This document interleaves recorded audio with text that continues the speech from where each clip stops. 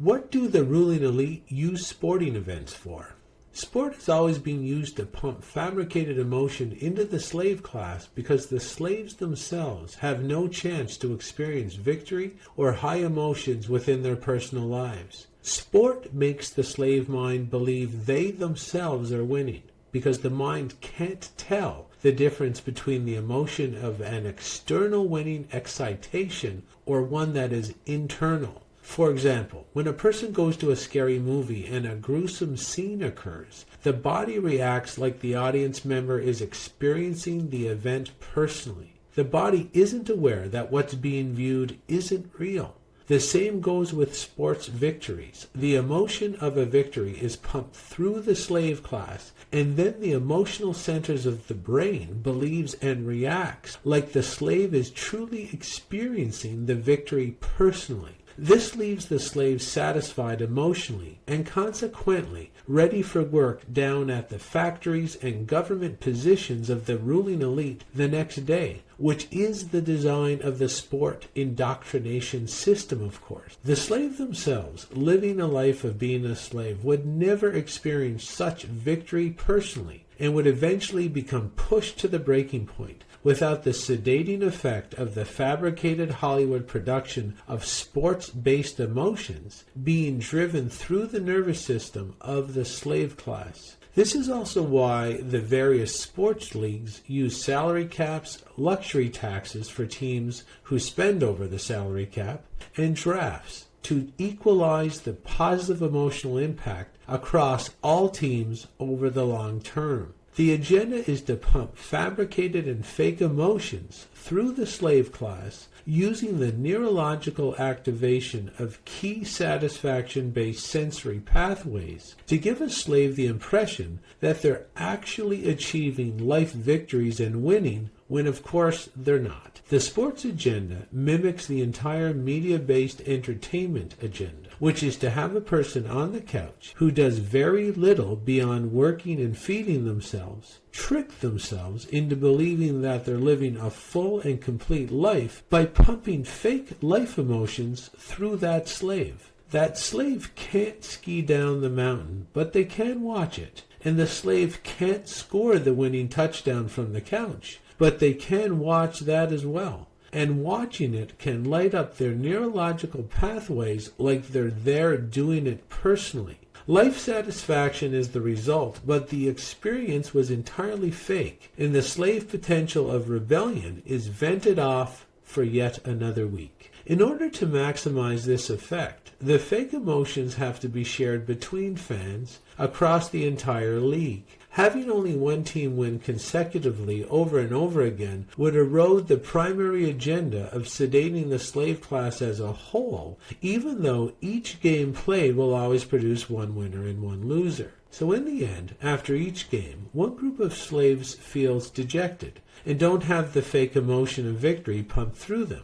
Dejected slaves are dangerous slaves, as the chance of rebellion against the slave master increases if the slaves aren't pumped full of fake positive emotions. This is where the draft comes in, allowing the worst teams to pick the best players from the next crop of athletes, so that the sports agenda can pump fake victory-based emotion through the entire population over the long term. In order to sedate the slave class as a whole, each team must have its separate time on the podium, yet they can't monopolize the positive emotion to that one geographical area or fan subsection. This is why the entire sports system is set to rotate championships through the league. Another benefit of organized sports is control. In psychology, the most feared situation a human can encounter isn't death. It's actually a lack of autonomy, which simply means a lack of control. Some research shows that a person is more afraid of public speaking than they are of dying, and that's because during public speaking you have less control than being dead.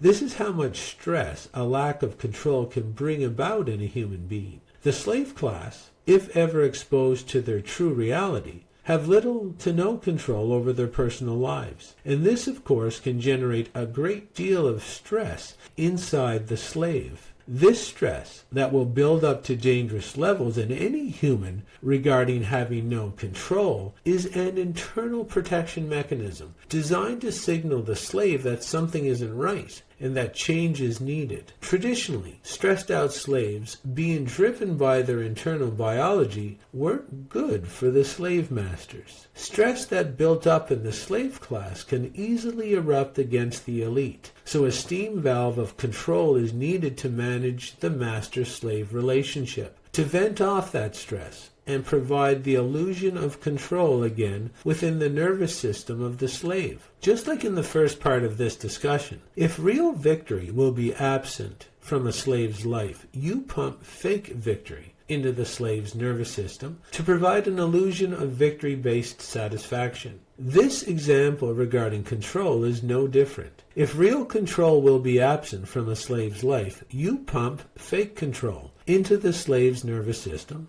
to provide an illusion of control-based satisfaction. The fake control you produce to sedate the slave is the choice of what team they get to cheer for. This sleight of mind is also the exact illusion of choice provided to the slave class with elections, but this time it's in regards to sports. The same illusion of choice is provided to people with their alcohol, junk food, medications, and even job. The entire agenda is to provide an illusion of choice for the slave, but always have the elite control all the outcomes. It doesn't matter if you drink Budweiser or Miller, Jack Daniels or Jim Beam, eat pizza or French fries, cheer for the Red Sox or the Yankees, take Lipitor or Crestor, or work for the elite in the military services or at the taxation department. The results are exactly the same on each account. The elite are in full control of the life outcomes of the slave class, while the slave imagines that they're running their life based on free will. It's as brilliant as it is sinister.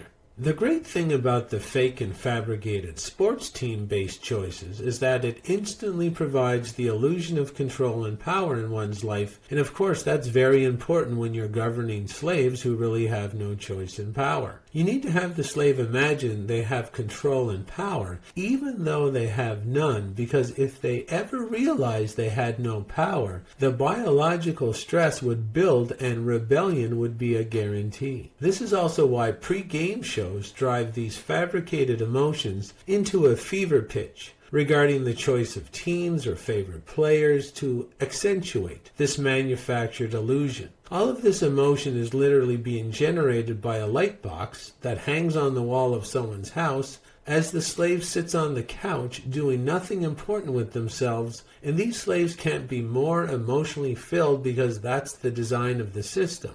The fake emotions are the cheese that brings the mouse close before the metal bar slams down on the neck of the uninformed victim. Regardless of what team you pick or favorite players, you're still doing the exact same thing as the other fans who pick the other side. But you satisfy the free will and emotional centers of the nervous system that you're really living your life as a free citizen, which of course you're not. Regardless of which team is cheered for, both fans are still in the stands, wasting large sums of money and time on something that's completely orchestrated by the ruling elite to sedate, distract, control, and manipulate the slave class into driving fake emotions through their own nervous systems designed to give the slaves the illusion that they have free will-based choice, control, and victory in their own lives. This is why the government on all levels are asked to ante up for sports endeavors, because all government employment depends on making sure the slave class never figures out that they literally support the well-paying jobs and pensions of the elite with their terrible lives and premature deaths working low-level positions in our society.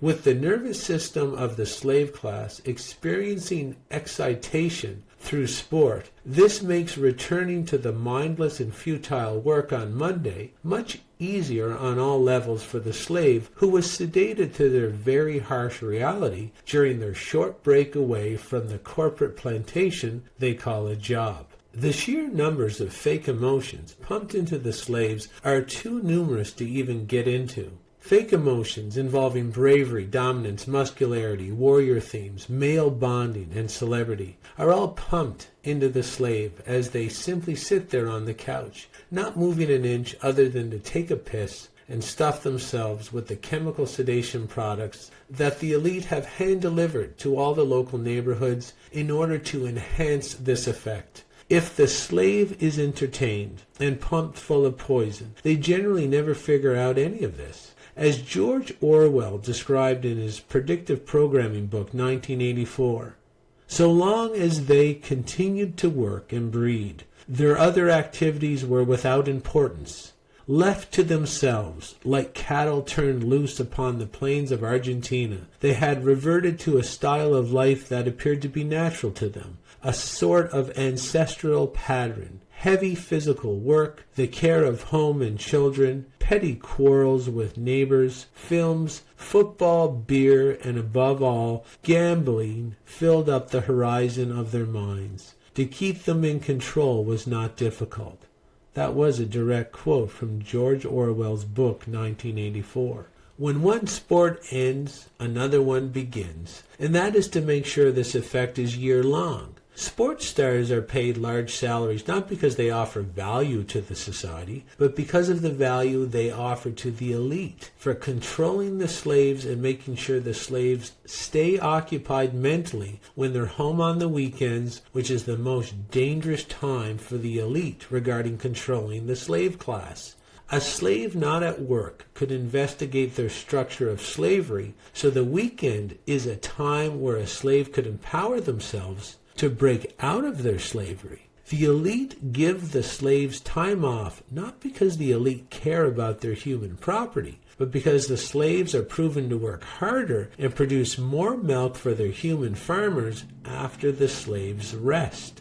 A beef farmer doesn't feed his cattle because he cares. He feeds them because of the reward he gets through his efforts. During the slave's downtime, you must make sure the slave minds are sedated with alcohol, marijuana, junk food, or distracted with entertainment. And that's where the sport comes in again. Pump in the fake emotions. Disable the nervous system with booze, drugs, or junk food, and you bypass the rebellion potential that's a guarantee in our modern society based on a long-term agenda to return to the days of kings and queens, while a very large slave class sits on the other side of the castle wall doing menial tasks for barely any pay whatsoever. The more slave-like a society, the greater their sports promotion needs to be in order to vent off the ever-increasing stress potential of the slaves. In North America, sports is a religion,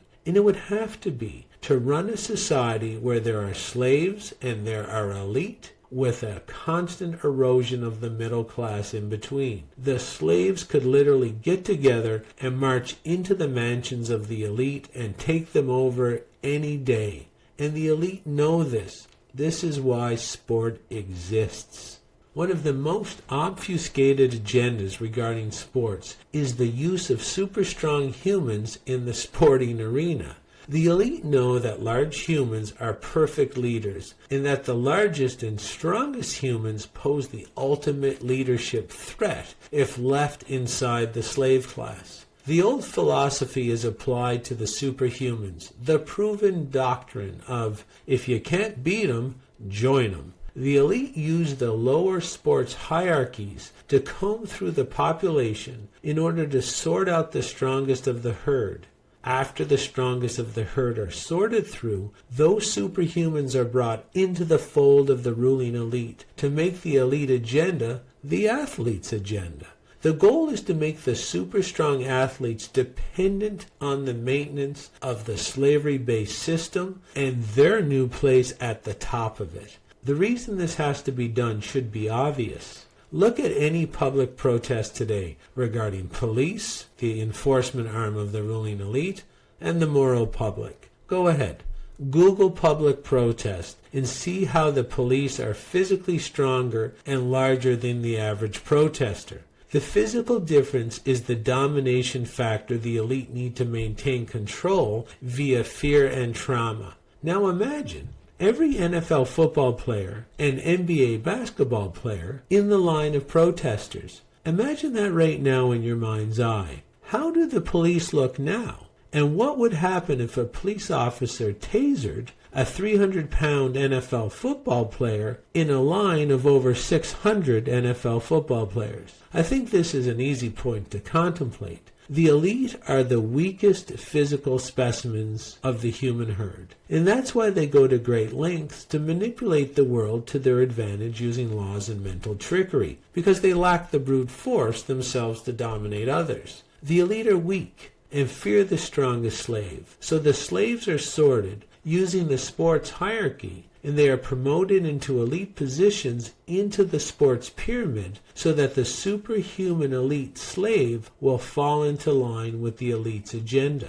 The sports teams themselves know they have to perform for their elite puppet masters. This is why the sports management teams watch their super athlete slaves for any sign one of the players may use their fame and fortune to tell the slave class exactly what's going on. Do you remember Tim Thomas, the goaltender for the Boston Bruins, who declined visiting the White House and President Barack Obama after the Boston Bruins won the Stanley Cup? Go ahead, follow his career after he tried to tell the slaves what was really going on in the world. You bring the strongest of the super athlete slaves into the elite fold and collect them in the stable, so they never change the system and lead the slave class to the promised land, which they've done many times throughout history. That's why the elite are afraid of the strong and very large athletes. There is nothing more dangerous than a super intelligent, super large, super strong human to lead people treated unfairly against their oppressors. The sports system is designed to reduce any potential of this happening by paying off the super strong athlete slaves, so they're forced to turn a blind eye to reality by bribing the athletes with material possessions, fame, and preferential treatment.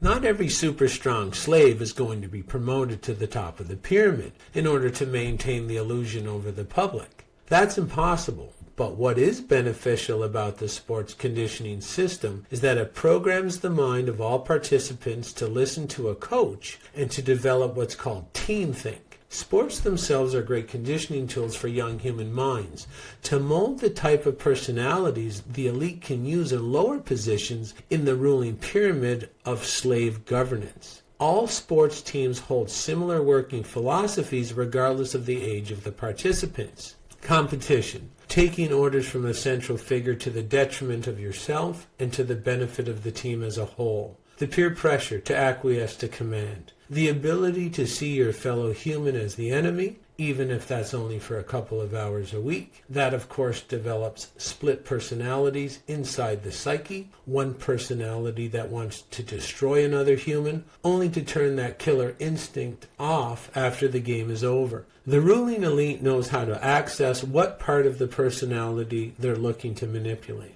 which of course is the killer and aggressive portion. Sport develops a competitive person, which is the opposite of repetitive teachings of cooperation. Sport develops a personality that needs third-party direction at all times, giving up decisions to the herd. Sport develops a non-questioning frame of mind to authority because speaking against the central authority figure in the sports room is a great way to receive punishment or expulsion from the herd. These, of course, are the working foundations of our elite-run and tyrannical society. Sports conditions the mind for war, order taken from the coach, the father authority figure, warlike strategy, groupthink, violence, and playing your role inside the tribe without question or resistance. This is also why governments like the Canadian government, the monarch that runs all 54 Commonwealth nations to this day, provides tax breaks for parents to enroll their children in sport,